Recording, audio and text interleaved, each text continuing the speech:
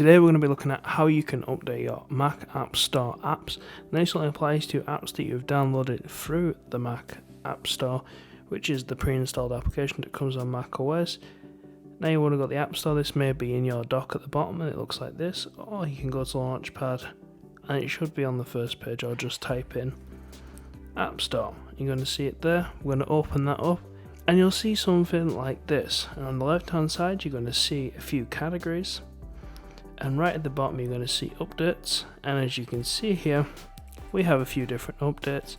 You can either choose to update these individually just by clicking update on each one, or you can see in the right hand corner of this window you can just click update all, like I'm going to click now, and you'll see that these apps are now starting to update.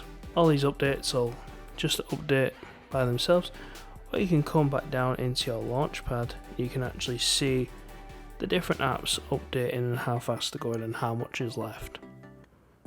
So thanks for watching, please like and subscribe.